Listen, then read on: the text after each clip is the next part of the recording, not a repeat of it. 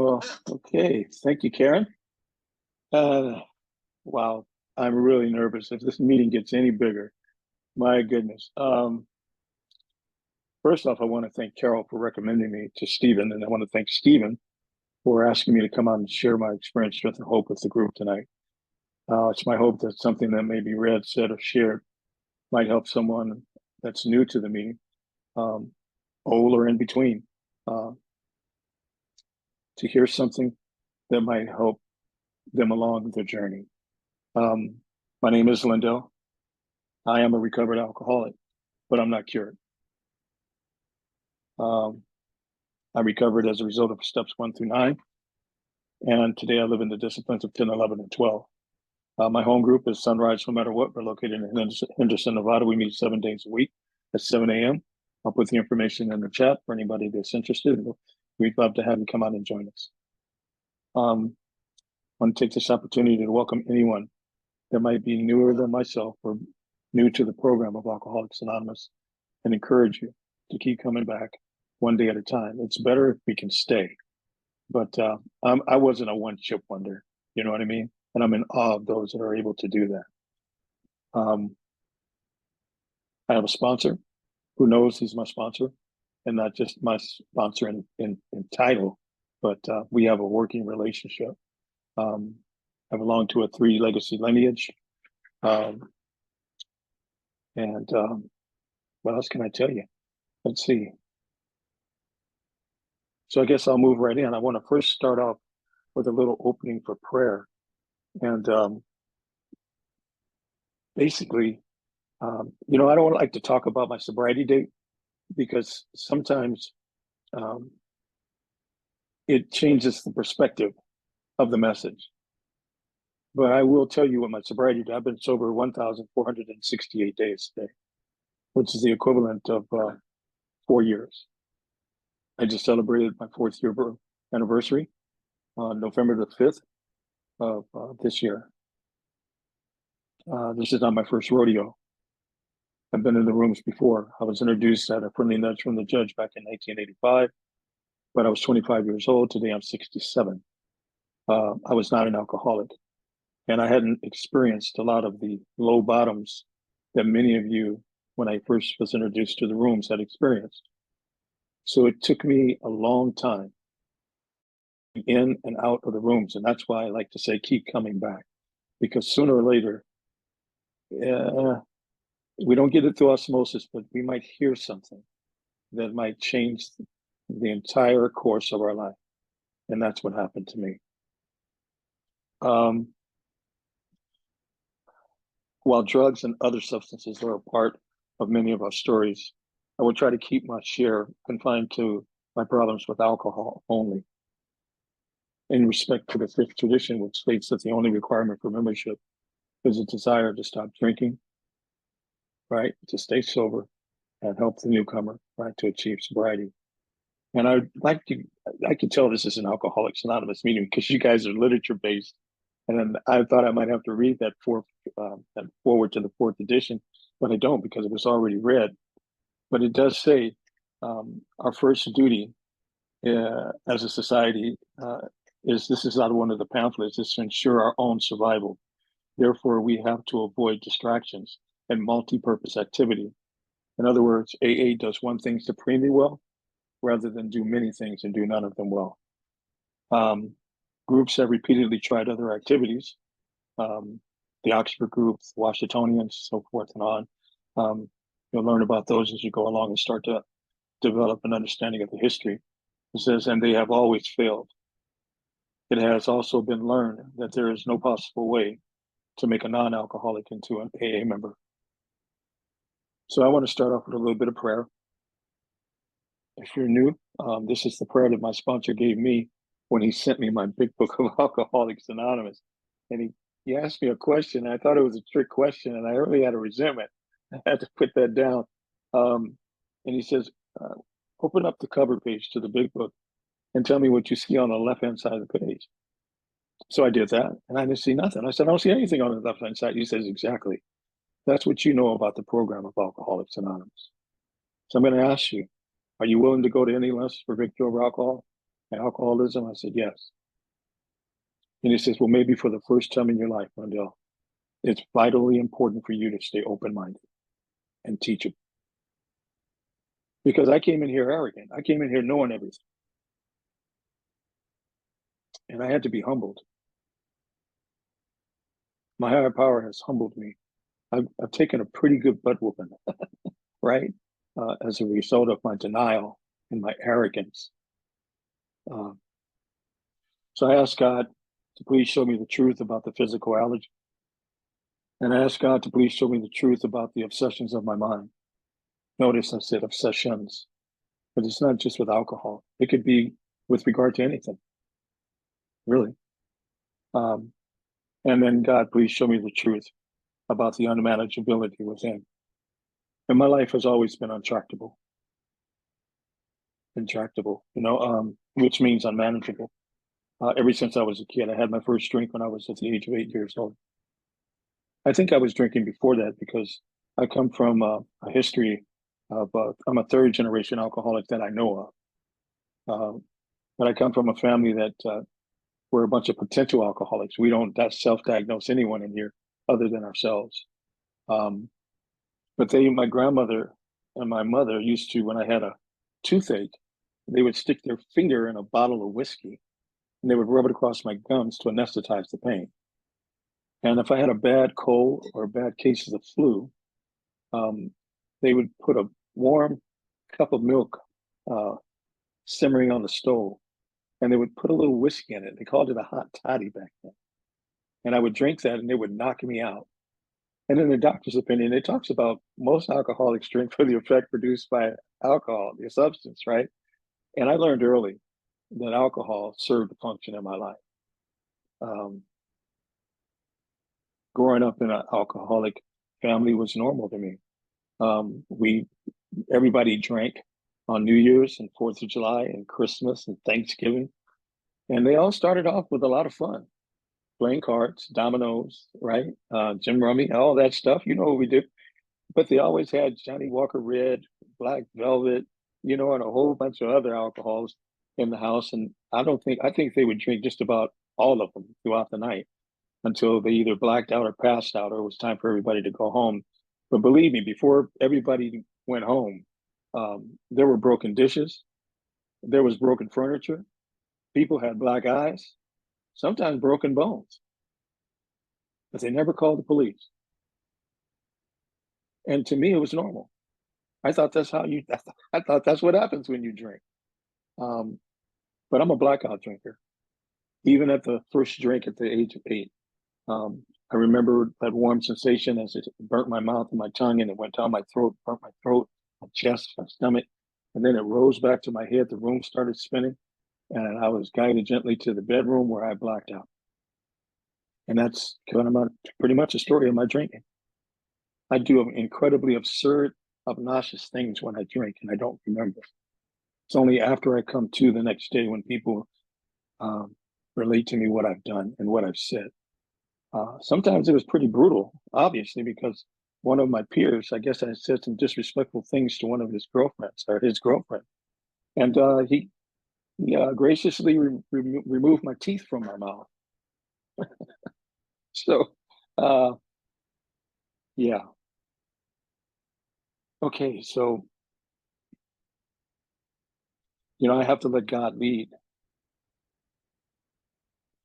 I'll share some things with you. I'll do a quick crash course because I like the fact that the literature preserves the integrity of the AA way of life.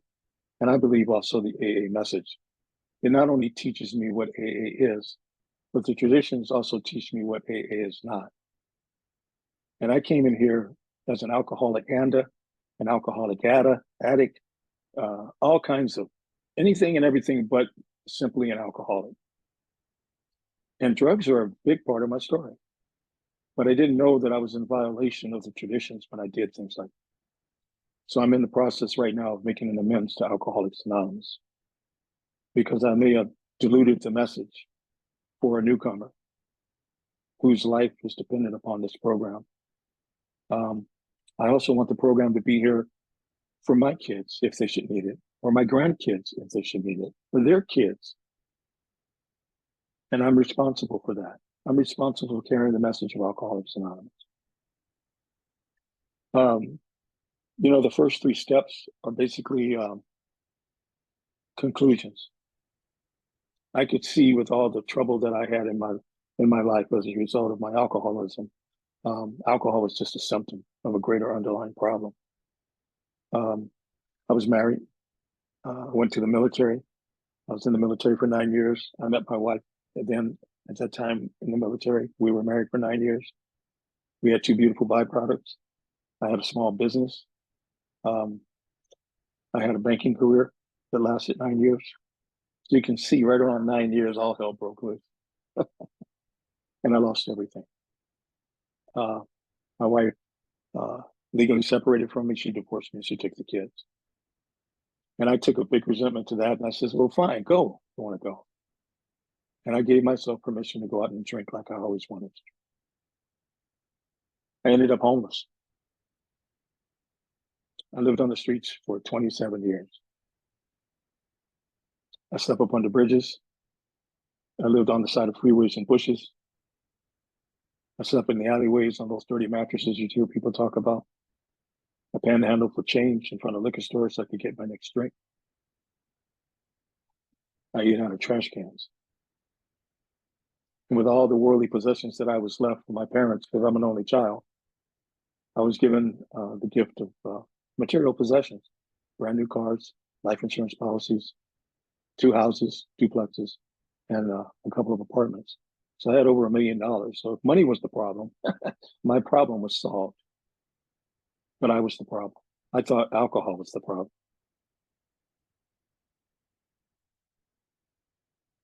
I'm the kind of alcoholic that when I take a drink, I don't care about you. I don't care about me. All I care about is how can I get another drink? Give you a case in point in my qualification.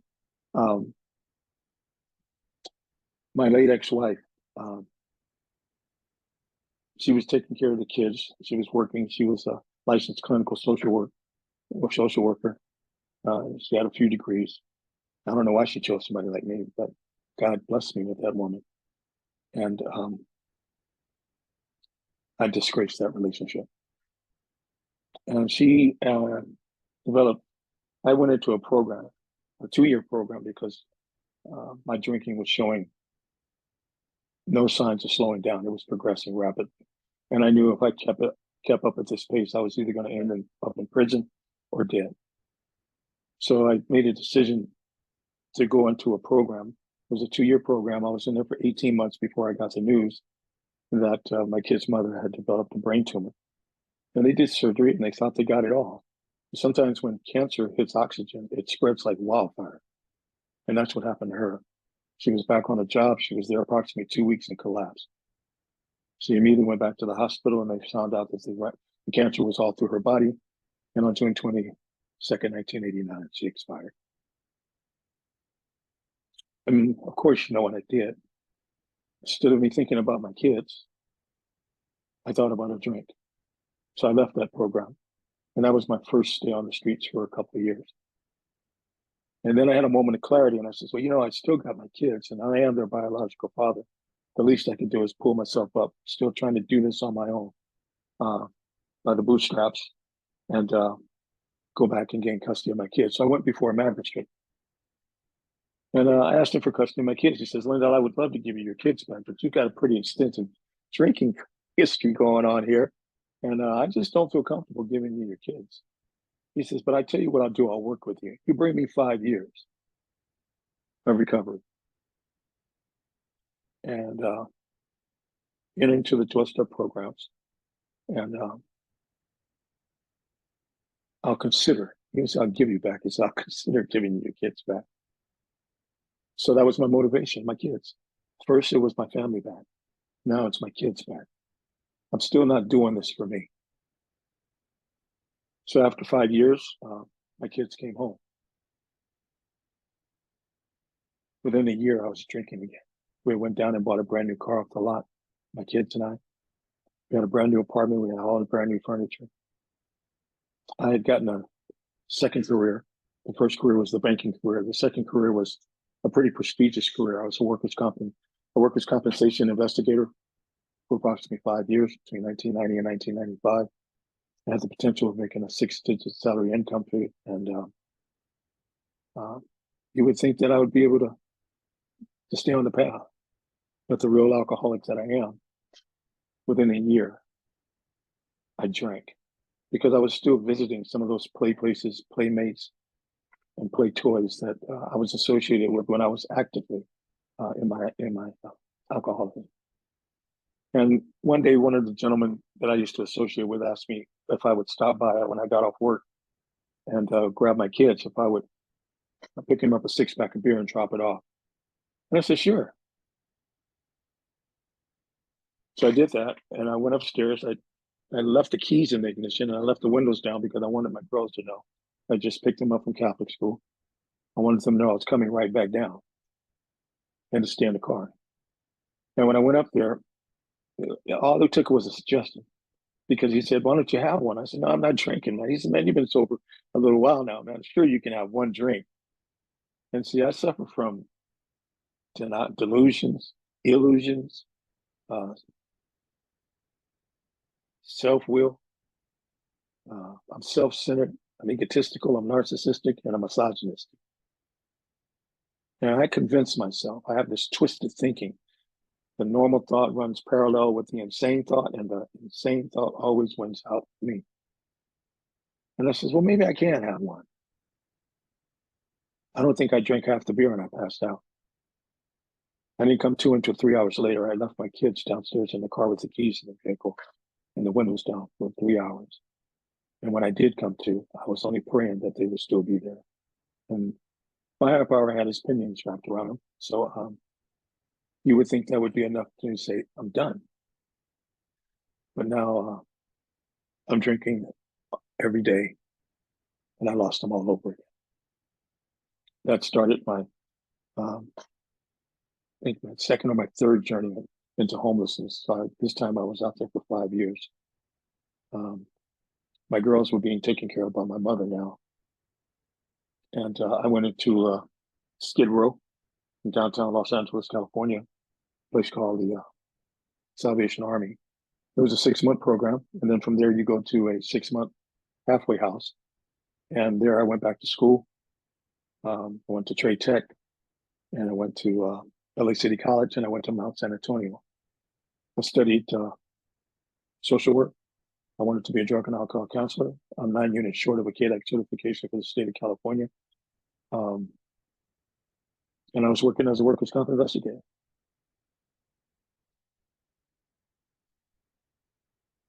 I drank again. So I lost that career. I'll share another story, and then I'll kind of go into a little bit more of the steps. I'm an only child, and I was raised by my mom. My mom was my first God. My dad was an alcoholic. I don't like to call him an alcoholic, but I'll tell you this: he sure had all the familiar symptoms of an alcoholic, right? And my mother had to leave and divorce him when I was 1 year old. She just grabbed me with a diaper on my bottom. She walked out that door and she never looked back. We went to go stay with my grandmother. My mother did cosmetology. That's how she made her living while she went back to school and put herself through nursing school, where she retired after 25 years with Kaiser Hospital as a nurse.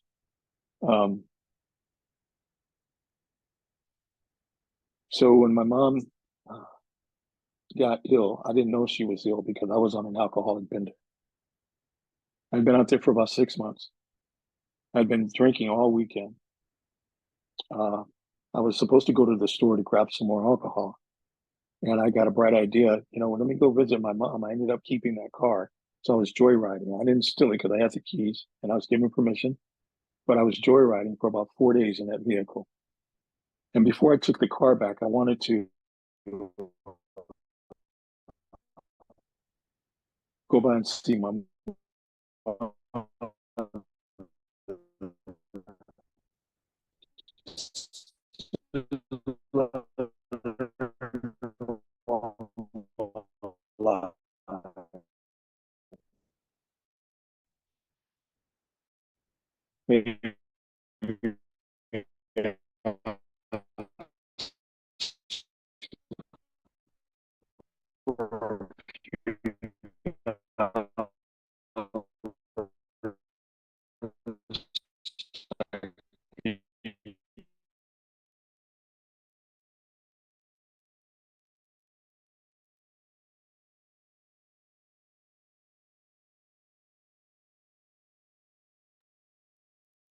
Lindell, I don't know if you can hear us, but we're having trouble hearing you. Whoop, he's gone. Perhaps he will come back.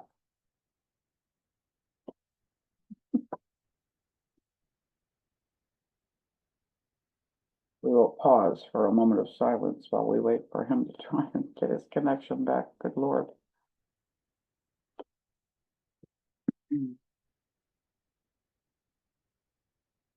There, I'll be back.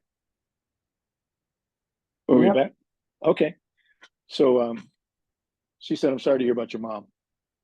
And I said, well, what happened to my mom? Did she fall down the stairs and break her leg or something? Is she in the hospital? And they said, no, baby, your mother died. So I'm sitting there in the stolen car with a tall can of Old English 800 sitting between my legs. And I needed a drink now after I got that news because I needed the courage to ask the next question. And the next question was, when's the funeral? And they said, you didn't know? I said, no, what? Lindell, they buried your mother 2 weeks ago. So when I tell you that alcohol, I allowed it to remove from me everything that I cared about, everyone that I loved, and anything and everything that was close to me, that's exactly what it did. So as I was saying, steps 1 through 3 are conclusion steps, right? At step 1, I could see that I had problems with alcohol. I was powerless over it. And I could see that dash, right, which is the and.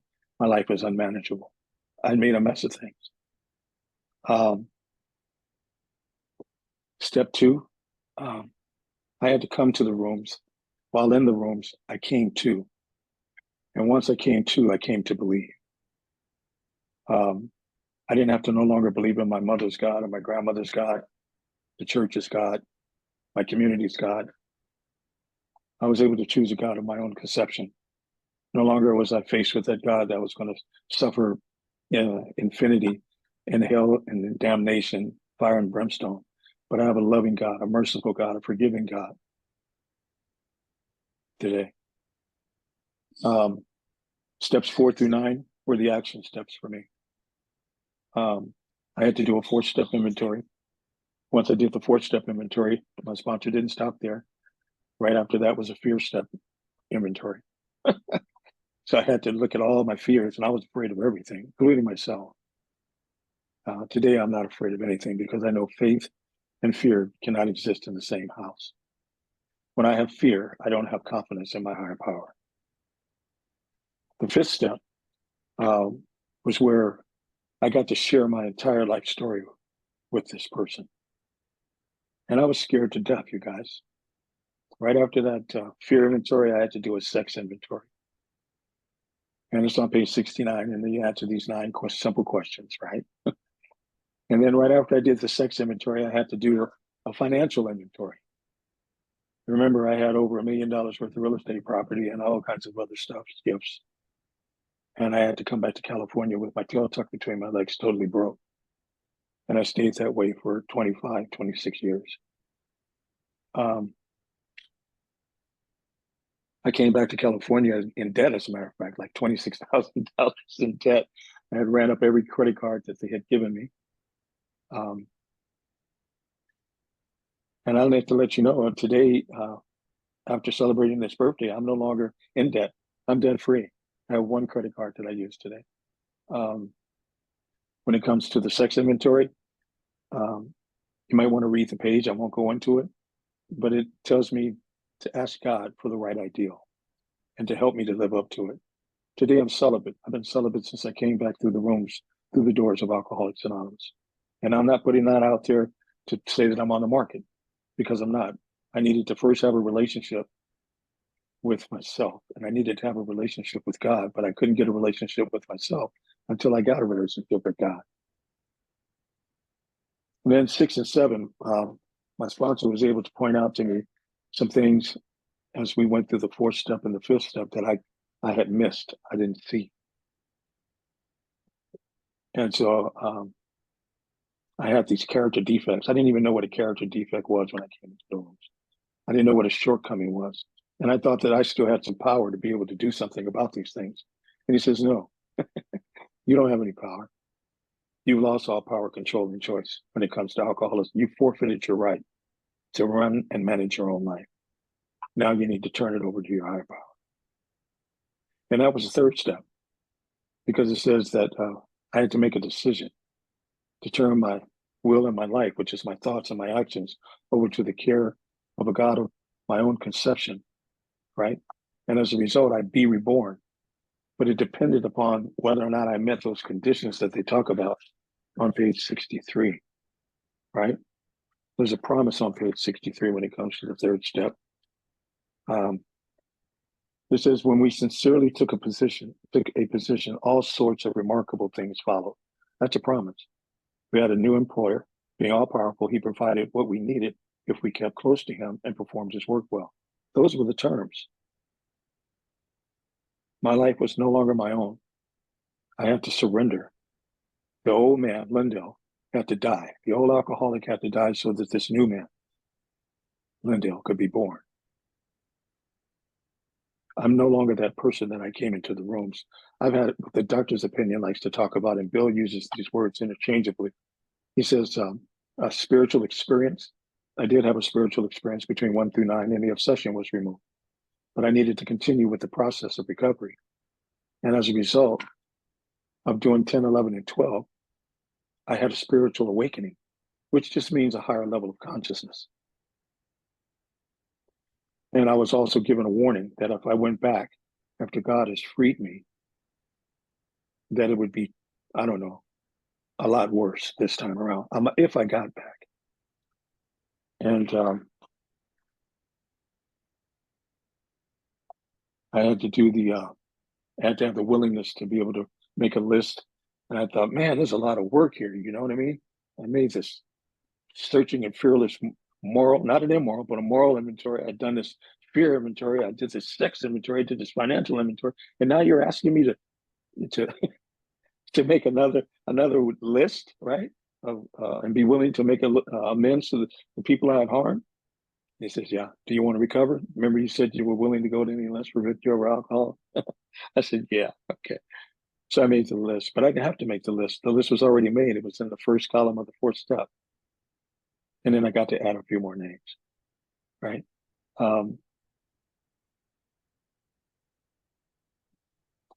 Then came the ninth step, where I make direct amends to such people wherever possible, except when to do so would injure them or others, and others included me. You see, I don't have the right at others' expense to try to save my face or save my behind. I take all my amends to my sponsor, and I ask for directions on how to give that amends for that particular individual. Because they vary. And there's not a morning in the last 4 years that I have not woken up with prayer and meditation after reading, right? Pages 84 through 88. And I ask for God's, to guide my thinking, to direct me that day or this day, right? Let my thinking be divorced from selfish, self-centered, self-seeking motives, selfishness, resentment, and fear. And then as a result of having this spiritual awakening, the doctor's opinion calls it an entire psychic change. Now, mine wasn't that white light experience that Bill got. Mine is of the educational variety. As a result of keep coming back, repetition, reading this book, going to meetings, going to big book studies, going to literature studies, learning about the principles of the program. I used to think that there were just 12, right? The 12 steps. Then they told me about the traditions. So there's 24. Then they told me about the concept of service. So there's 36. Today I'm studying all of those because I want to know what this program is that saved my life and has saved the lives of countless other alcoholics. This is a divinely inspired program. I really hope that you don't miss this gift.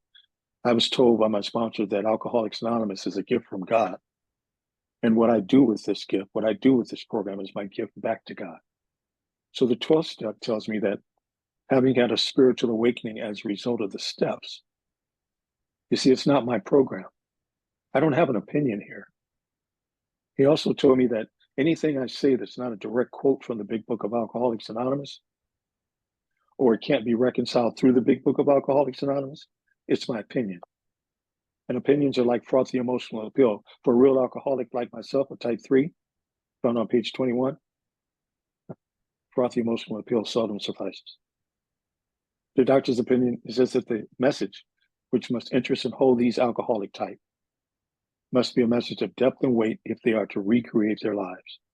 So depending on how well I turned over my will and my life in step 3, I mean, that's been the whole journey. So I'll share with you a little bit, if you're new, about the book. In the preface of the book, it's that, you know, if you read any preface of a novel or a book, it'll tell you exactly what the book is about. And basically, the preface says that Alcoholics Anonymous, the book itself, it's become the basic text for our society. So it's a textbook. And I tried reading this thing for years. That first 5 years, I was reading this on my own. I had a sponsor, but in title. I was working the steps, but I was working them off the wall. I had an off the wall program. And I was being of plenty service. I was secretary. I used to steal the money when I was secretary and go drink. And treasurer, you know, I was greeter. When I was first introduced in '85, I did all those things. Washed dishes, emptied ashtrays, picked up cigarette butts in the parking lot with a can, set up the chairs, set up the tables, made the coffee. And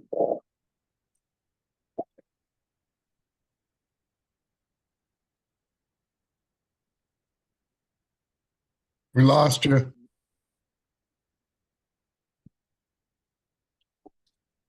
are we back? Yep. Okay. So I'm no stranger to the rooms. It took a lot. It took a lot of work that I did not want to do. It took a lot of pain. But I had been in pain for a long time. You see, when I was 8 years old, I had some childhood trauma. I'm in therapy for that today.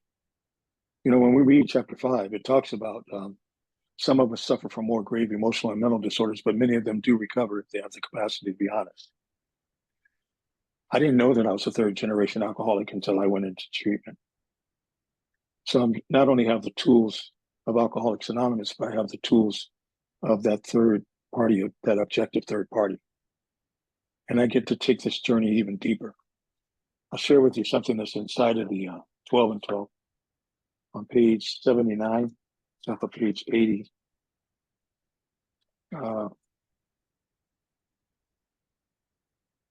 And it says at the bottom of the page, very, very last sentence, it says very deep, sometimes quite forgotten, damaging emotional conflicts persist below the level of consciousness. At the time of these occurrences, they may have actually given our emotions violent twists, which have since discolored our personalities and altered our lives for the worse. I said that to say that when I came into these rooms, I didn't know that I was sick. I was very sick. You see, if under the influence of alcohol, I will do just about anything that comes to the forefront of my mind. I'll let you use your own imagination. I'm not even supposed to be in these squares with you. I'm a veteran after 9 years. And I got another bright idea. There was a guy that came down from Jacksonville, Florida. And he would get this other product from the Hollywood Hills, and then he would mail it back to his state. And he offered me a job working with him, doing that type of business, overlooking his crew, which was supposed to be a landscaping business, right? And he wanted to mail it, but we had been drinking on this round Croyle all night while we packaged this stuff. And I got a bright idea, right? I said, well, we might lose it if we mail it. Let's just drive it. He says, you think we can make it? I said, heck yeah, man, we ain't gonna be no problem. So we tried to go down Interstate 10. At least I would think I'd have enough sense to go to the back door. And we passed through the Texas border. They got X-ray machines, and they saw the packages inside the trunk of the car. They let us get almost out of Texas. I ended up in a little town called Anahuac, Texas. They got swamps and alligators in the backyard. There ain't nothing around for miles, going and coming. And we got pulled over by a state trooper because they had been radioed ahead. And before we left the state of Texas, and that tells you, don't mess with Texas, they mean it. They were giving people 5 years just for one of those little funny cigarettes. I had 31 pounds. We had 31 pounds in the trunk of the car. So when I got in front of the judge, I said, "How much trouble am I in?" He said, "Sign a year in a lot trouble. That's a third-degree felony here in Texas, punishable by state 10 years in the Texas State Penitentiary, hard labor." Oh my God. I'd never been in prison before, and I don't think I'd do well in there. And one more time, my higher power, through his grace, love, and mercy, came to my aid in the United States military. And I was released. They transferred my case back to California. And they told me if I brought them 2 years and completed the program and paid restitution and all my little stuff, they would expunge my record. And I did that. And right after I finished with that commitment, I was drinking again. You see, the VA had given me an apartment. They were paying my rent 9 months out of the year. They furnished it. I had cable TV. Right. I didn't have to want for anything. I didn't even have to order my own food. I could eat out of the chow hall, breakfast, lunch, and dinner. And my daughter was my Eskimo. Remember, I told you I left them sitting inside of the car. They were 11 and 14 then. My oldest daughter is 44. My youngest daughter is 41. And my daughter called me up. She never calls me up. This is how God works in my life today. And I said, "What a surprise." She goes, "Yeah, how you doing?" I said, "Well, I'm going to be honest with you. I'm struggling up here. You know, this VA living ain't. It's not conducive to healthy living. I mean, I'm drinking again. I'm doing some other things I shouldn't be doing again, and I need some help. I just don't know where to get the help." It was here all the time. You see, page 28 of the Big Book of Alcoholics Anonymous says, "What I thought to be at first a flimsy reed was proven to be the powerful and loving hand of God." Wow. You see, I used to think you guys ever hear when they say, "Don't leave 5 minutes before the miracle happens"? And then after that, they say, "Don't worry about that. The miracle's already happened. You've made it to the rooms." And that's kind of halfway true. But I used to think that they were talking about me as the miracle. I'm not the miracle. Alcoholics Anonymous is the miracle. I just get to share in the miracle with a number of other alcoholics, right, who have recovered from a seemingly hopeless state of mind and body. So, even the table of contents my sponsor pointed out to me is important because it says it gives it a breakdown of the book. It tells you how to study the book. And so he told me that the preface, right, all the way down to the 4th edition, is a basic brief history of Alcoholics Anonymous. And then he told me that the doctor's opinion, down to chapter 3, more about alcoholism, is step 1, the problem, and self-diagnosis. Then he told me chapter 4, we agnostics, is step 2, which is the solution. And then he told me chapter 5, down to chapter 11, that's how it works to a vision for you. That's steps 3 through 12, and the steps I must take in order to make the solution a reality in my life. So I can't just read this book like it's a novel. I can't, no more than I can go into a meeting of Alcoholics Anonymous and sit next to somebody who's got 50 years, has a powerful message, try to rub elbows or touch shoulders and hope that I'm going to get this thing through osmosis. I gave you a brief understanding of how much work I had to do in order to get the type of recovery that I have today. I'm well read in the book. Page 77 tells me that I have a new purpose today. And my real purpose is to be of maximum service to God and maximum benefit to the people about me. It doesn't say just an alcoholic. It says the people about me. I studied this book. I read another book once, and it said, hide my words on the tablets of your heart, that no matter where you go, I'm with you. And I've adopted that same philosophy to the big book of Alcoholics Anonymous. I take my big book with me pretty much everywhere I go, especially to meetings, you know what I'm saying, on a 12-step call, big book workshops. But every now and then I'm just going to the grocery store. But I get to be an example of the program of Alcoholics Anonymous, not only in the rooms, but outside of the rooms, in my community, in the grocery store, to my neighbors. While I'm in the hospital, I had the nurses cracking up. Let me tell you what happened to me. What happened to me when I came back to the rooms this time, when my daughter got me here to Las Vegas, I had bleeding ulcers. I ate through the lining in my stomach and I was passing out. My daughter happened to see me pass out one day. I just thought I have severe COPD, so I thought it was just I needed a breathing treatment. And I was going to hook myself up to my nebulizer machine, and my daughter saw me pass. She said, "Dad, what's wrong with you?" I said, "I'm fine. I just need to do a breathing treatment." She goes, "No, we need to go to the hospital." I said, "I'm fine. We don't need to go to the hospital." She said, "Dad, we're going to the ER." It's a good thing I did, because I didn't know how sick I was. And on page 133, it talks about that. It says the body badly burned by alcohol does not recover overnight. Neither does twisted thinking, right, and depression. So it took them 3 days in the hospital, in the emergency room, just to get my blood pressure down, where they could admit me into the ICU. They thought I was about to have a massive stroke or a heart attack at any second. And when they finally got me into the ICU, they took my blood. The next few hours, they came into my room and they read the results, and they said, "Lindell, it's a good thing you came in when you did." I says, "Well, why do you say that?" He says, "Because if you didn't, we wouldn't be having this conversation right now." I says, "Well, what does that mean?" He says, "Your kidneys have shut down. My body was shutting down and I didn't even know it." He says, "You've got so much toxicity inside of your system. If, in my professional opinion, if you had went to sleep tonight, you would not have waken up. We would have had to place you on life support until one of your daughters made a decision to disconnect you." So I came right to the doorstep of death. Not only did I have twisted thinking, right? I was sick in my mind, but so I had brain damage. I had heart damage. Today I suffer from congestive heart failure, which is a weakened heart muscle. I have severe COPD. I was on oxygen for the first 2 years back into the room. I have lung damage, the severe COPD, right? And then I have kidney damage. A normal kidney range is like the creatinine level is 1. Today my creatinine level is 1.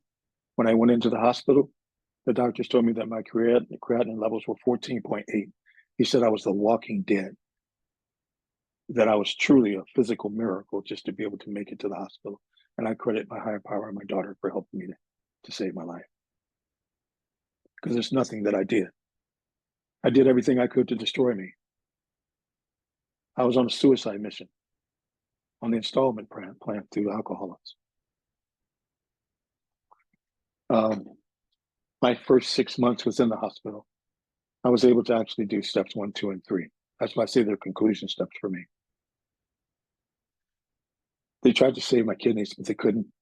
So they punched a hole in my chest, put a catheter in there, and they sent me downstairs to the basement, where I had to start undergoing dialysis treatments. I was on dialysis for 3.5 years.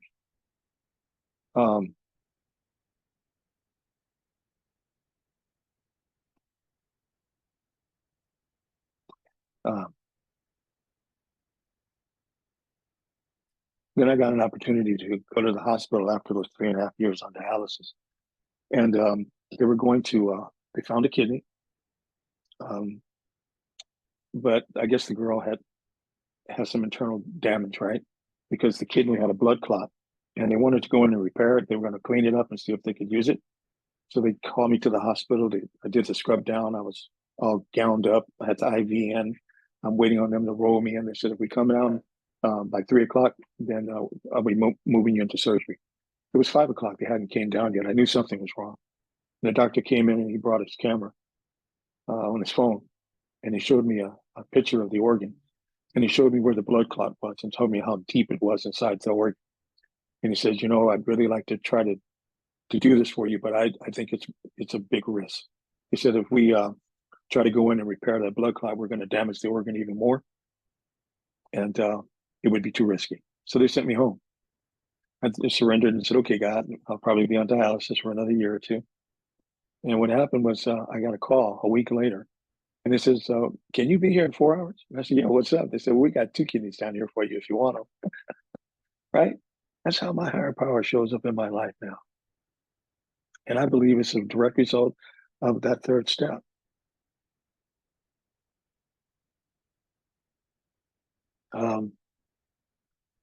I just got released from the kidney transplant center about 2 weeks ago.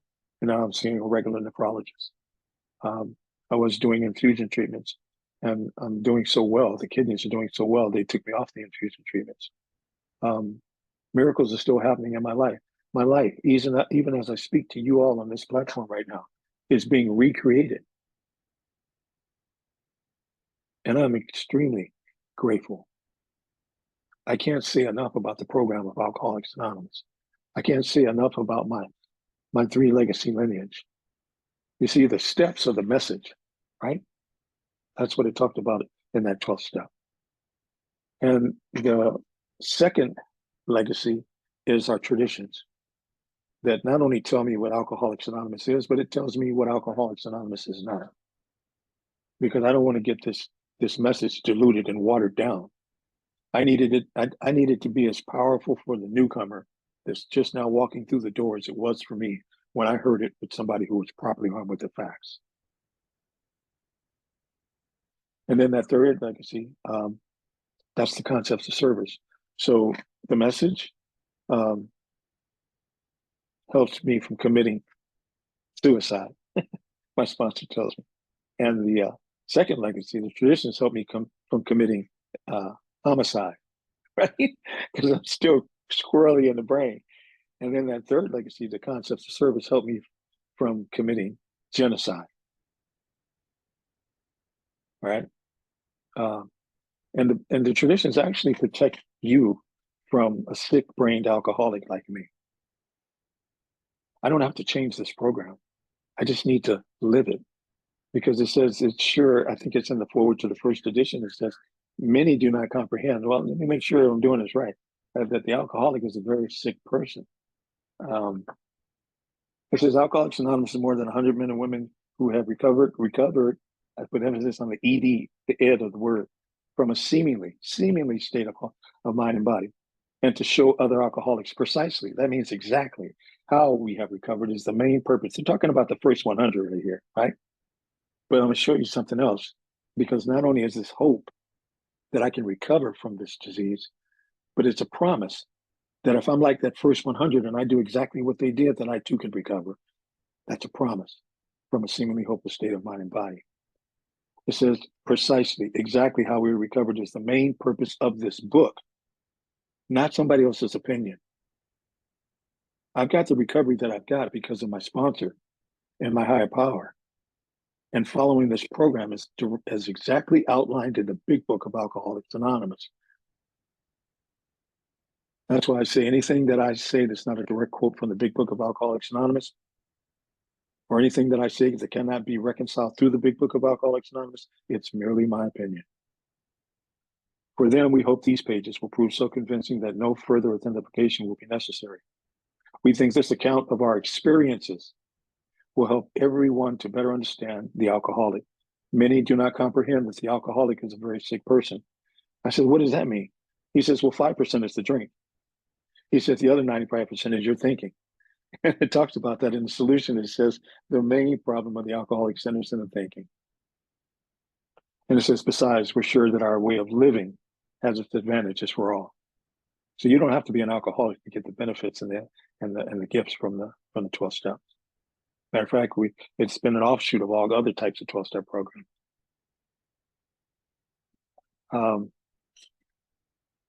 So basically, in closing, because I think I've pretty much covered everything, but if it's not there, it's just not there. God doesn't qualify the messenger; He qualifies the message. Right? I'm not doing this. There's 122 people on this meeting platform right now, and very rarely do I get to speak in front of a group this large. But I'm grateful right? And I can only pray and hope that if there's any newcomers inside of this room, on this platform, or anybody else that's in earshot of me, there's something that's read, said, or shared might help you to examine your relationship with the disease of alcoholism and ask yourself if it's doing more to you than it's doing for you. And if, like me, you answer yes, then I want to welcome you to the rooms of Alcoholics Anonymous. We have a solution here in the rooms of Alcoholics Anonymous. We have a way up and out on which we can absolutely agree. Brotherly love and harmonious action. The key word there is action. I don't get this recovery because I sit around. My life is dependent upon Alcoholics Anonymous and God. And I don't get to God, right, unless I have a connection to God. You see, because of that childhood trauma, I disconnected from God. And I thought my mother abandoned me. I thought my father abandoned me, and I was blaming everybody. So I was the victim. And as long as I was the victim, I couldn't get recovery. But when I came into recovery, you people taught me that I'm no longer a victim, right? That I'm a survivor. And that I have a story to tell. And I have a message to share with the newcomer to let them know no matter how far down the scale they've gone. The book tells me we'll see how our experience can benefit others. That feeling of uselessness and self-pity will disappear, right? If you guys read the book, you know exactly what I'm talking about. So,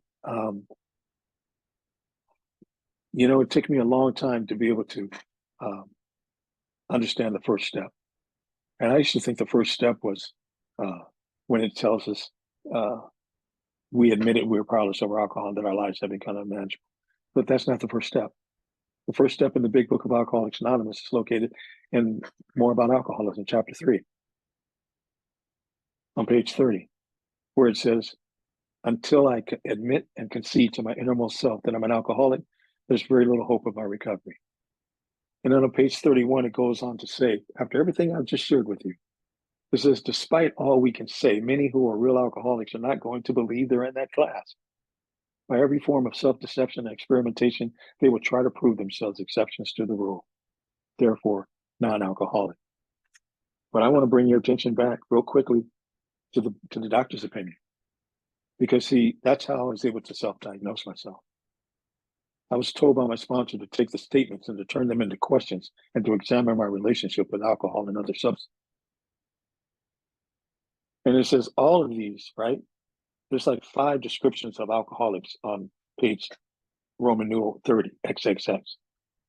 And it says all of these and many others, they're also talking about the alcoholics or the drinkers on page 20 and 21. The moderate drinker, the hard drinker, the real alcoholic. That's me, the type 3, the real alcoholic. That once I put alcohol of any form inside of my system, I develop the phenomenon of craving. And once I start, I'm unable to stop, no matter how great the necessity of the wish. And apart from divine intervention, I'm doomed. That's my story. I don't know what your story looks like. And you're not going to be able to stay sober on my story. I can't stay sober on your story. It's my story that keeps me sober. Because I'm properly armed with facts about myself today. It says the manifestation of an allergy. This phenomena we have suggested may be the manifestation of an allergy, which differentiates these people and sets them apart as a distinct entity. I'm in a class by myself. What did I just say there? There's over 80 billion people on the face of the planet. But the disease of alcoholism only affects 10% of the general population. That's still a lot of alcoholics, but there's a whole lot of other people that are suffering from this spiritual malady.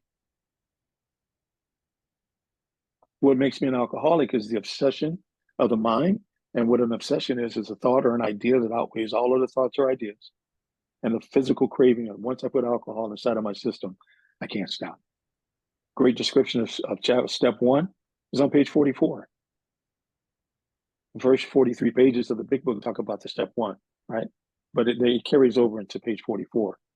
And they make a simple paragraph out of it. And they say, if when you honestly want to, you find that you cannot quit entirely, or when drinking, you find that you have little control over the amount you take, you're probably an alcoholic.